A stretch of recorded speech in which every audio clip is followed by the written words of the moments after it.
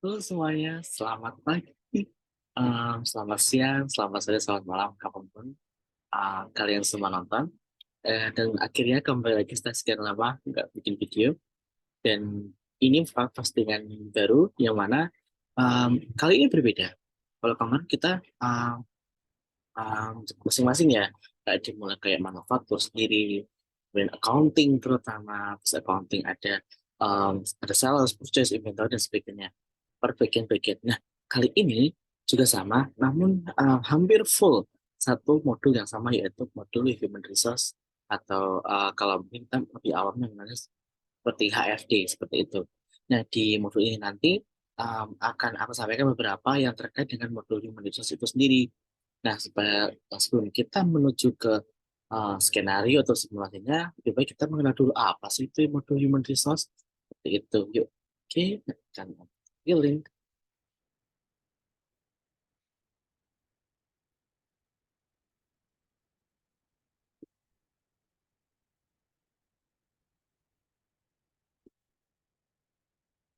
Istilah tak kenal maka tak sayang. Oh, bukan, ini lebih tepatnya kalau tak kenal maka tak paham. Karena ini berkaitan dengan materi. Nah, di sini aku ingin mengenalkan terlebih dahulu sebenarnya bahwasannya itu di dalam modul itu kan ada banyak sekali modul. Baik itu modul dasar maupun bahkan ada modul ekstra. Yang mana salah satunya di sini adalah modul Human Resource atau Human Resource Development atau juga lebih awalnya dikenal dengan HRD. Nah, di sini um, aku Elsa Budianikra dengan CP052 dari Universitas Maret berperan sebagai Human Resource Development pada PT Kami Manufaktur. Nah, di sini aku akan menekan terlebih dahulu sebenarnya apa sih sebenarnya modul Human Resource itu. Jadi, modul Human Resource itu adalah merupakan modul sumber daya manusia yang mana itu mereka itu bertugas mengatur dan mengelola sumber daya manusia perusahaan, di mana itu meliputi mulai dari data karyawan, meliputi perekrutan, absensi, kemudian pendataan karyawan, pengembangan karyawan atau skill management, kemudian ada training, expand, ada pelatihan, ada operational atau penilaian karyawan, kemudian yang ada time off atau cuti, dan nggak lupa nih kalau namanya orang kerja ini pasti akan berkaitan dengan penggajian, kita tahu disebut dengan payroll. Nah, setelah kita mengetahui secara umum apa itu human resource, kita akan berfokus pada pembahasan masing-masing tugas dari human resource itu sendiri. Seperti yang aku sampaikan tadi, dimulai yang pertama adalah ada yang disebut dengan rekrutmen. Nggak asing dong dengan rekrutmen. Yep, rekrutmen merupakan di sini suatu proses di mana kita itu membutuhkan sumber daya perusahaan yang baru. Dikarenakan sumber daya sebelumnya itu mungkin sudah bermasa kontraknya, tidak ada perpanjangan masa kontrak, atau mungkin mengundurkan diri dan lain sebagainya. Nah, di sini skenario-nya adalah PT kami manufaktur memiliki divisi atau departemen accounting and finance. Pada suatu hari, manajer accounting um, menghubungi manajer human resource, anggaplah di sini adalah saya, itu untuk membuka lowongan dengan job position staff accounting. Karena mungkin staffnya mengundurkan diri ataupun alasan yang lain. Dengan jumlah staff yang diperlukan, hanyalah ada satu, yaitu satu staff accounting. Selanjutnya, manajer human resource sendiri akan menghubungi um, bagian-bagian yang ada di bawahnya. Ada beberapa staff di human resource. Salah satunya mengurusi tentang rekrutmen, di mana ini adalah staff rekrutmen, staff HR rekrutmen, untuk menjalankan tugas dan prosesnya terkait dengan rekrutmen. Jadi gimana caranya? Mari kita jalankan. Oke, kita masuk ke teori. Nah, di sini seperti yang disampaikan tadi pada proses rekrutmen tadi, bahwasanya permintaan dari bagian departemen accounting and finance adalah satu staff accounting. Nah, di sini pastinya bagian human resource akan membuat kayak offering atau penawaran membuka lowongan pekerjaan melalui website atau mungkin bisa melalui email atau dan lain sebagainya, media sosial terutama. Nah, di sini anggaplah si staff human resource bagian rekrutmen tadi membuat di sini application-nya, oke. Ini pertama adalah job position. Nah, di sini ada beberapa job position, oke, yang sudah saya buat. Di sini khususnya adalah adanya staff accounting. Nah, berikutnya bagaimana sih proses penjalanan rekrutmennya? Jadi di sini nanti kan kita buat terlebih dahulu job positionnya. Anggaplah di sini gini cara bikinnya. Di sini kita isikan job position atau posisi pekerjaan yang ingin kita lakukan rekrutmen. Nah, di sini tadi kan kita membuatnya adalah staff accounting. Dan di sini sudah saya buat staff accounting di sini. Nah, staff accounting di sini setelah kita buat, maka akan terdapat apa ibaratnya kayak application atau lowongan pekerjaan di mana di situ nanti akan ada beberapa calon karyawan baru yang mendaftar. Dan di sini anggaplah ada tiga, yaitu ada Susi, Firman, dan Gita. Kemudian setelah itu kita coba untuk menjalankan proses rekrutmennya. Di sini staff accounting ya, oke, terdapat tiga pelamar yaitu Susi, Firman, dan Gita.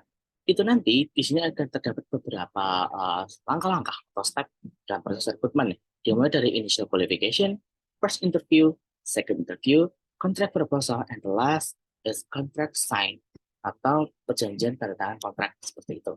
Nah, ini nanti kita dapat menentukan siapa yang lolos dan siapa yang tidak, kayak gitu. Nah, kemudian pertanyaannya, bagaimana jika lolos? Siapa yang lolos? Di sini seperti peraturan di awal adalah satu staf, anggaplah si Susi yang lolos. Nah, di sini Susi itu nanti akan langsung kita jadikan employee jika dia memang dinyatakan lolos. Bagaimana caranya? Kita tinggal klik create employee, maka datanya akan langsung otomatis masuk ke dalam jajaran employee dengan ketentuan sebagai staff accounting dengan departemen accounting and finance seperti ini. Dengan gajinya yang seperti ini. Ya, setelah itu semua selesai, selanjutnya kita akan menuju ke pembahasan berikutnya. Apa itu? Oke, setelah rekrutmen selesai, maka kita akan fokus pada employee. Employee atau pegawai. Di sini, untuk employee itu sendiri, merupakan modul yang berfungsi untuk mengelola data karyawan, di mana pastinya kan dalam pengelolaan data karyawan itu kan tidak mudah karena kita punya banyak karyawan. Nah, di sini tuh anggaplah pada PT Kami Manufaktur ini, dia itu melakukan dataan karyawan menggunakan U16 ini. Terdapat kurang lebih ada 48 karyawan dengan masing-masing departemen dan dimanajeri oleh orang-orang tertentu. Nah, di sini suatu hari pimpinan perusahaan meminta untuk human resource ini untuk melakukan training. Loh, kok training? Iya, training ini merupakan bagian dari employees atau bagian dari modul employee atau dalam berkaitan dengan karyawan. Nah, di mana training itu sendiri kan mungkin kalau habis kita rekrutmen kan kita harus melakukan kayak pelatihan. Kita memberikan pelatihan pada si karyawan baru ini. Seperti itu. Tujuannya untuk apa? Untuk memajukan skill yang dimiliki oleh karyawan tersebut sehingga dia itu akan memberikan kontribusi lebih, kontribusi yang sangat bagus dan kontribusi yang sangat tinggi pada PT Kami Manufaktur, khususnya pada departemen yang ia tempati. Seperti itu. Oke, mari kita jalankan.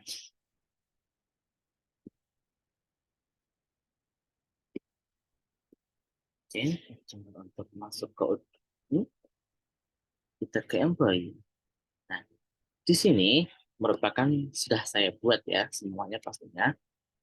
Ada banyak sekali karyawan kami di PT Kami Manufaktur ini.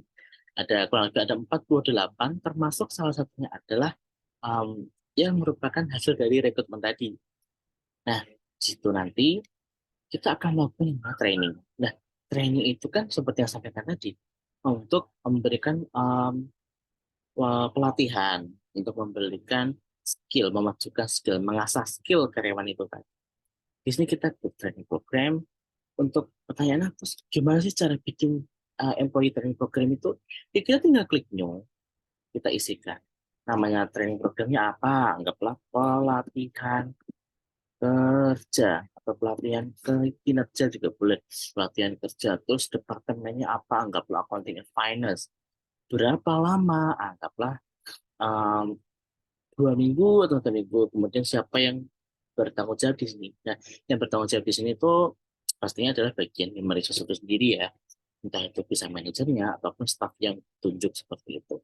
Nah, di sini aku sudah bikin, di sini salah satunya adalah training program yang berjudul pelatihan keahlian. Oke, di mana itu departemennya itu ada banyak, seluruh departemen saya buat pelatihan semuanya supaya kinerjanya semua maksimal. Nah, di sini ada yang terkecuali. Kok departemen human resource nggak ada sih? Jika kita berpikir secara logis, human resource ini kan memang dia itu sudah memiliki skill untuk mengelola sumber daya manusia pada perusahaan tersebut, sehingga sangat tidak lucu ketika seorang pengelola sumber daya manusia juga harus mengikuti training program di sini. Mungkin bisa melakukan training program di luar. Saya berpikirnya seperti itu. Nah, di sini saya membuat training programnya untuk semua departemen, kecuali human resource dengan alasan itu tadi. Nah, di sini contohnya adalah departemen accounting and finance. Di sini responsible usernya adalah Haru. Teman Haru tadi merupakan salah satu staff dari human resource itu sendiri. Yuk kita lihat. Nah, di sini training programnya adalah tentang pelatihan kinerja atau pelatihan keahlian pada Departemen Accounting and Finance dengan periode waktu dimulai dari tanggal 5 hingga tanggal 11 dengan responsibilnya adalah Haru. Nah, di bawah sini kita bisa lihat siapa saja sih employee atau karyawan yang termasuk ke dalam atau yang akan diikutkan pada pelatihan keahlian dengan Departemen Accounting and Finance. Ya, ada Adina hingga dia yang merupakan bagian dari atau staff dari Accounting and Finance. Seperti itu. Nah, itu nanti kita confirm event untuk ibadah ketika program itu berjalan dan selesai. Seperti itu. Oke, cukup mudah kan? Selanjutnya, kita akan menuju ke time off. Ya, namanya bekerja dalam suatu perusahaan atau dimanapun itu tidak asing dengan yang namanya time off atau cuti. Di mana cuti itu sendiri merupakan salah satu hak dari karyawan yang harus bahkan wajib dipenuhi oleh perusahaan. Ya, time off sendiri itu merupakan ya itu tadi tentang cuti atau pengajuan cuti oleh karyawan kepada perusahaan, di mana di sini adalah bagian human resource. Oke, di sini skenario-nya adalah anggaplah Atini. Si Atini ini merupakan seorang staff accounting and finance. Pada suatu hari, ia mengajukan cuti pada bagian human resource dengan durasi selama 2 hari dengan alasan adalah sakit demam tinggi. Sehingga dengan begitu, human resource harus melakukan tindakan terkait approval yang diberikan. Karena seperti yang saya sampaikan bahwasanya human resource itu memiliki dua jawaban terkait dengan time off atau cuti. Approve or refuse. Approve artinya kita mengizinkan, refuse artinya kita tolak. Seperti itu. Nah, seperti yang sebelumnya tadi, mari kita jalankan. Kita masuk ke ujung. Kita arahkan menuju ke time off. Nah, time off itu sendiri nanti, di sini inilah tampilan awalnya. Sangat menarik bukan tampilannya? Seperti kita membuka kalender. Nah, di sini nanti kita bisa terlebih dahulu, human resource itu harus membuat allocation atau alokasi. Alokasi kira-kira cuti apa aja sih yang ada pada perusahaan PT Kap Manufaktur ini. Di antaranya ada cuti tahunan, cuti besar, cuti sakit, cuti bersalin, seperti itu. Nah, di sini tadi salah satunya kan yang mengajukan cuti adalah si Atini. Nah, oke, kita lihat dulu. Oke, still loading ya.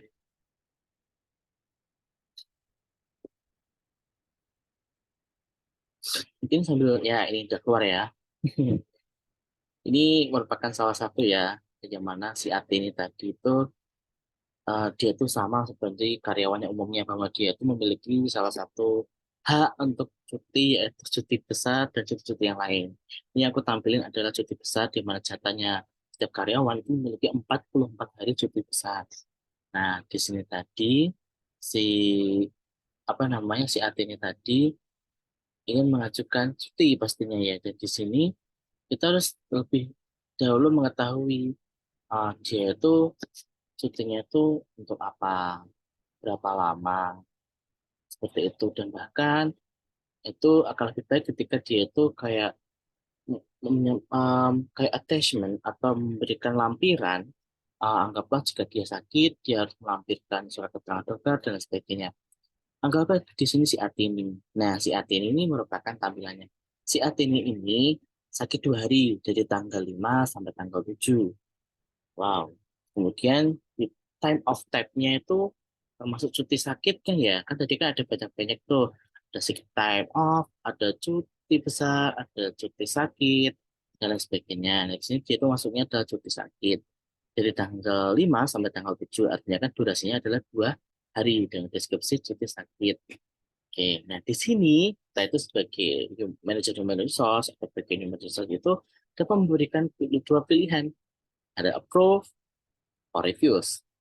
Jika approve artinya kita setujui cutinya, jika refuse artinya kita tidak setujui. Nah, di sini mungkin itu akan kembali ke uh, pihak masing-masing ya, namun di sini pastinya kita bisa melakukan approve atau refuse. Oke, namun di sini memang tidak saya jalankan karena memang yang penting adalah saya memberitahukan bahwasanya kita punya dua pilihan approve atau refuse. Jika approve, maka tampilan di sini nanti akan approve. Seperti itu. Nah, ini kan masih to approve tuh. Untuk jika kita approve, maka statusnya akan berwarna hijau jadi approved. Diizinkan. Oke, selanjutnya setelah kita membahas tentang time off atau cuti, kita akan masuk ke bagian expense. Expense. Yep. Expense ini sendiri merupakan kayak kita itu melakukan pengeluaran dana. Seperti itu. Dana yang ibaratnya ditalangi kalau bahasa umumnya. Talangan dana. Jadi di sini bukan penggalangan ya, tapi penalangan dana. Ditalangi terlebih dahulu, reimburse. Oke, asalnya reimburse. Ada juga expense. Dan di sini tuh skenario-nya, PT Kan Manufaktur merupakan perusahaan yang berada di bidang manufaktur perakitan komputer. Perusahaan ini memiliki rekanan perusahaan yaitu PT Kita yang berada di Bali. Untuk menuju ke sana, pegawai harus melakukan perjalanan dengan dana mandiri terlebih dahulu. Saya tekankan, dana mandiri terlebih dahulu. Bukan dana dari Bank Mandiri, tapi dana milik diri sendiri, milik si employee atau karyawan sendiri. Nah, di mana untuk kemudian nanti akan di-reimburse atau diganti oleh perusahaan dengan jumlah yang dikeluarkan. Oke, mari kita coba. Oke, di sini kita menuju expense. Pada halaman wow ini menurut saya ini merupakan tampilan terbaik di Human Resource tuh expense, kayak lebih modern, lebih keren gitu tampilannya. Nah, di sini tuh nanti ketika kita mau bikin expense, kita klik new, kemudian kita tulis di sini expense-nya apa, anggaplah kemudian kita mau punya, anggaplah kita karyawan PT Kal Manufaktur, kita mau ke PT Kita Manufaktur yang berada di Bali. Dari PT kami ke PT Kita. Oke.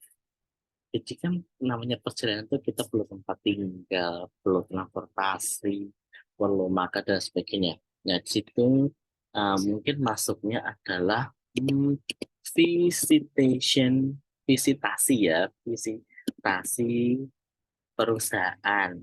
Oke, nama deskripsinya itu. Kategorinya apa? Transport, travel, and accommodation. Ya kan, karena berkaitan dengan hotel, tiket, kendaraan taksi, Grab, Gojek, makan dan sebagainya. Untuk makan, mungkin lebih khusus ke perjalanannya aja. Berapa sih dana yang dikeluarkan? Anggap di 40 juta. Wow, dari Bandung, PT kami ada di Bandung, ke Bali habis uang 40 juta. Oke, 40. Nah, 40 juta. Ini paid by, dibayar oleh employee untuk di reimburse. Nah, ini nanti kita tinggal mengisi akunnya, ya, termasuk akun apa buat bikin yang di accounting itu. Kemudian customer tuh invoice-nya di sini siapa, itu seperti itu. Kurang lebih seperti itulah tampilannya. Nah, di sini seingat saya sudah membuat nih explain-nya, contohnya.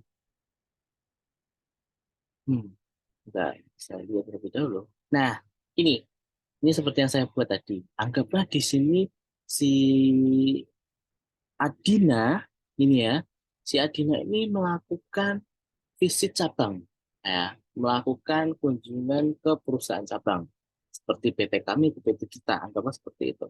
Lokasinya tuh ada di Bali, otomatis dia itu kategorinya adalah travel and accommodation dengan total adalah 40 juta rupiah dengan bill reference-nya yang terlihat di sini BC01 dengan tanggal expense-nya tanggal berapa itu kemudian oke seperti itu.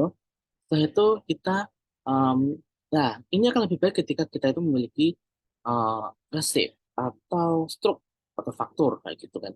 Terus sebagai bukti kita habis di hotel ini 40 juta nih. Oke, di foto kita lampirkan di sini. Seperti itu. Maka nanti akan otomatis datanya itu juga masuk ke expense ini. Sekaligus untuk penguat data dan informasi kepada bagian human resource atau kepada atasan perusahaan. Sehingga akan lebih um, menunjang proses expense itu sendiri supaya berhasil direimburse oleh perusahaan. Nah, di sini setelah kita melakukan um, pembuatan expand itu nanti, maka prosesnya akan terus berlanjut. Di sini dimulai dari to submit, kemudian kita klik create expense, maka itu nanti akan berubah ke submit. Oke, setelah submit, itu nanti akan diarahkan kepada bagian manager. Yang mana manager itu nanti akan mengapprove. Oke, approve atau menolak. Sekali lagi approve atau menolak. Namun di sini sudah saya approve ya. Sudah saya approve. Sebagai manajer saya sudah melakukan approve. Oke, aja. Sehingga datanya sudah valid. Kemudian saya approve. Nah, setelah di approve, apa sih selanjutnya? Selanjutnya akan dilakukan journal entry atau memasukkan uh, keterangan expense pada jurnal. Ya, artinya berkaitan dengan accounting. Setelah jurnal dimasukkan, kemudian ada proses yang namanya register payment. Setelah itu nanti akan statusnya berubah jadi paid atau terbayarkan seperti itu. Namun di sini tidak saya tampilkan karena memang um, harus melakukan import jurnal terlebih dahulu ya seperti itu. Sudah entry-nya apa jelas. Nah, kemudian setelah kita expense, kita akan menuju ke operational. Oke, mungkin beberapa orang asing. Appraisal. Appraisal itu apa sih? Appraisal sendiri merupakan, atau mungkin performance appraisal, itu merupakan istilah dari bahasa Inggris, bahkan yang mana apabila kita terjemahkan itu dalam bahasa Indonesia, itu artinya adalah penilaian kinerja karyawan. Yang mana itu memiliki beberapa istilah yang cukup beragam seperti performance review, employee appraisal, atau performance review. Jadi kita jangan kaget ya ketika nanti ada orang bilang, oh ini namanya appraisal, oh bukan ini namanya employee appraisal, oh bukan ini namanya performance review. No, semuanya sama artinya yaitu tentang penilaian kinerja karyawan. Seperti itu. Nah di sini anggaplah suatu hari PT kami manufaktur khususnya pada bagian Indonesia sudah membuat appraisal. Oke, dengan pembahasan utama adalah tentang lingkungan kerja. Oke. Jadi tujuannya adalah mengetahui sebenarnya PTK Manufaktur ini bagian stakeholdernya, bagian manajernya, khususnya pada bagian yang ini mengetahui sebenarnya itu employee atau karyawan di PT kami manufaktur tuh lingkungan kinerjanya seperti apa sih? Kayak gitu. Menurut mereka lingkungan kerjanya seperti apa sih? Oh, atau mungkin adakah sesama karyawan itu tidak baik atau tidak saling support? Kemudian kerjasamanya itu kurang baik atau teamworknya itu nggak maksimal kayak gitu. Nah, maka dari itu untuk lebih lanjutnya, mari kita jalankan. Oke, kita masih ke appraisal. Nah, di appraisal ini, teman-teman, oke, di sini kita melakukan klik new untuk membuat appraisalnya. Di sini nama employee-nya siapa, deadline pengisian appraisalnya ini tuh kapan, manajernya siapa, employee-nya siapa. Nah, itu nanti setelah itu kita klik start appraisal and send forms. Nah, di situ nanti teman-teman, um, itu nanti kan awalnya di sini, ya kan? Habis itu berada di sini. Kita melakukan kayak ya semacam geser-geser gitu. Kemudian nanti akan diarahkan menuju ke bagian survei. Dan di situ nanti kita dapat mengisi kira-kira tuh um, apa aja sih pertanyaan yang ingin diberikan kayak gitu. Anggaplah bagaimana kinerja karyawan pada divisi Anda, bagaimana hubungan Anda, bagaimana kerjasama pada tim Anda kayak gitu. Mungkin seperti itu, memang seperti itu. Nah, itu nanti ya seperti inilah tampilan appraisal ya. Itu nanti kita bisa jalankan terus hingga tahap dan atau selesai seperti itu ya. Seperti ini. Nah, ini merupakan tampilan pertanyaannya. Tadi untuk judul survei atau appraisalnya itu ada tentang lingkungan kerja. Karena kan sudah sampai saya sampaikan ingin mengetahui bagaimana lingkungan kerja pada employee saya atau employee yang ada pada PT kami manufacturing. Di sini ada 3 pertanyaan. Yang pertama adalah bagaimana kondisi kerjasama antar pegawai di divisi Anda. Kedua, jelaskan apa saja hal yang membuat Anda itu tertekan. Jadi kan ada kayak karyawan itu kadang merasa tertekan. Itu kira-kira tuh ketika mereka menjalankan pekerjaan apa sih? Atau takutnya mungkin ternyata ada di luar job desk mereka sehingga mereka tertekan. Kemudian berikutnya, berikan saran dan masukan Anda kepada kami tentang kondisi lingkungan kerja di perusahaan kami. Dan di sini teman-teman kita itu bisa melakukan kayak ya memberikan pilihan kira-kira pertanyaan tipe pertanyaan itu nanti tuh apakah multiple choice um, yang mana itu nanti kan kita hanya dapat memilih satu jawabannya atau membuat atau mungkin nanti jawabannya adalah berupa single line text block atau mungkin yang lain. Namun di sini kalau saya itu pemilihnya adalah single line text block yang mana itu nanti tuh karyawan bisa menuliskan kayak nama karyawan siapa. Oke. Apa di sini hmm, cuma nickname-nya aja ya kan bisa input email atau sebagai nama pendek dari si user itu sendiri. Nah, di sini saya memilihnya adalah save as user nickname. Dan di situ nanti si karyawan yang mengisi itu bisa mengisikan jawabannya karena di sini form jawabannya itu berupa single line text box seperti itu. Dapat menuliskan, oh ternyata kondisi kerja sama di pegawai antar pegawai di divisi kami yang kami divisi accounting and finance itu baik. Gini, begini, begini, seperti itu. Oke, kurang lebih seperti itu ya.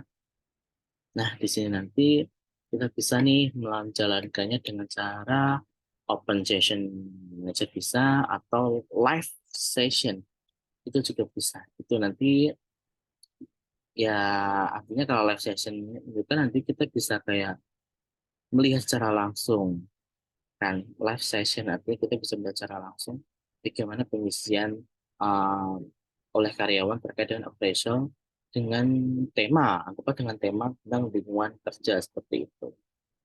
Nah, seperti itu nanti. Oke, kurang lebih ada seperti ini. Nah, selanjutnya, ini belum done ya, belum saya selesaikan. Ini tinggal digeser dan kemudian proses operasional selesai dan kita akan mendapatkan jawabannya seperti apa yang diisikan oleh si karyawan.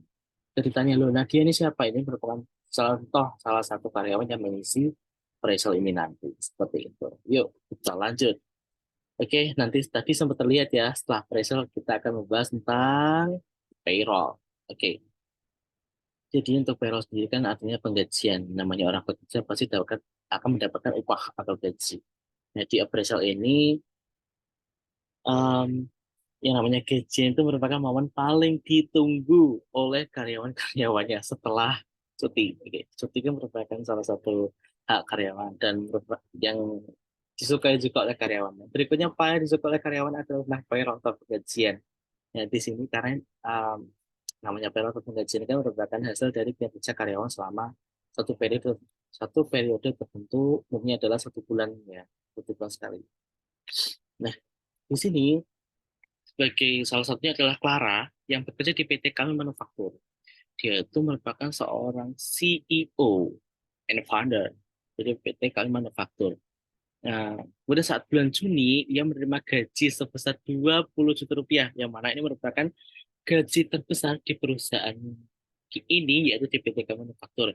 sehingga human resource harus membuat beberapa jenis salary.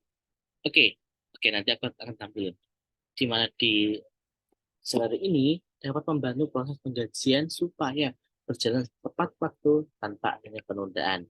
Dan pastinya dengan benar, penggajiannya benar, dan juga tidak tertunda. Gimana sih caranya? Mari kita coba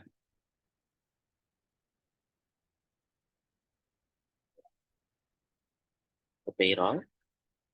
Nah, di sini yang saya sampaikan tadi, di sini ada macam-macam kan, ada 3 salary. Ada salary rules, salary role categories, and salary structure. Untuk salary structure itu sendiri, itu ada golongan. Di perusahaan ada masing-masing jabatan kan memiliki kayak CEO, manager, karyawan, ada bagian staff, dan sebagainya. Nah, di situ nanti akan dipisahkan secara golongan. Namanya CEO and founder, di sini saya membuatnya adalah termasuknya ke golongan 4. Untuk kemudian manager, kemudian ada factory manager itu merupakan golongan 3. Kemudian manager setiap divisi atau setiap bagian itu, anggaplah di sini contohnya manajer accounting itu merupakan golongan 2, dan yang terakhir adalah staff itu merupakan golongan 1. Nah, di sini merupakan salary starter. Nah, untuk salary role kategori itu, teman-teman itu meliputi kayak ini, kayak kategori apa aja sih dalam penggajian itu nanti. Jadi dalam penggajian itu nanti ada namanya kayak basic atau gaji pokoknya. Kemudian ada gross, net, allowance, deduction, company contribution. Kemudian ada salary terkait tunjangan tidak tetap, ada tunjangan tetap, lembur, THR, premi, potongan iuran, dan sebagainya. Ini kalau potongan paling ditakuti oleh karyawan sebetulnya. Oke. Kemudian ada salary rule. Ini merupakan aturan penggajian yang namanya nanti ada kayak, ya mungkin kalau lebih isinya sama, hampir sama dengan salary rule kategori tadi ya. Di sini merupakan ada tunjangan uang makan golongan 1, tunjangan makan uang golongan 2, dan seterusnya. Nah, setelah kita buat salary-nya, 3 salary itu tadi, kita bisa membuat employee payslip-nya atau payslip atau slip gaji karyawan. Di sini contohnya saya mengambil dengan reference slip 001 yaitu Clara. Nah, di Clara ini itu terdapat keterangan namanya pekerjaan adalah Clara. Wih, pekerja. Tadi dia sebagai CEO and founder ya. Ini namanya ada Clara. Dia sebagai CEO and foundernya itu sejak 2016 tanggal 8 bulan 8 tanggal 3 2016 hingga nanti akhir periode jabatannya itu adalah tahun 2023 tanggal 5 bulan 8. Dan kode kontraknya adalah CTR underscore 01 dengan referensinya slip 001. Nah, untuk starternya merupakan golongan 4 di PT Kan Manufaktur, dia itu merupakan golongan 4 yaitu sebagai CEO and founder. Dengan payslip name atau nama stroke I dengan nama slip gajinya adalah salary slip of Clara for June 2023. Kemudian untuk work days and inputnya ini untuk um, hari-hari pekerjaan sehari-hari itu merupakan pekerjaan normal dengan kode work 100, number of days 22 dengan number of hours atau jam kerja total itu ada 176 jam, dan kode kontrak adalah CTR dan super 01. Nah, di sini kita bisa melihat untuk salary computationnya ada terkait dengan salary rule tadi, terkait dengan salary rule tadi ya. Ada basic, gross, net, dan sebagainya. Dengan totalnya adalah gajinya adalah sebesar 20 juta rupiah. Nah, di sini um, untuk iuran BPJS itu sekitar ini, jika ditanya lebih kenapa kok min ya, memang karena kan namanya iuran artinya kita kan mengeluarkan, itu mengeluarkan sebesar ini 400, sehingga total gajinya adalah 20 juta seperti itu. Oke, setelah kita ini setelah kita selesai ya mengatur penggajiannya, kita bisa print, kita lihat payslipnya Clara tuh kayak apa sih kalau udah dicetak tuh. Nah, yuk kita lihat.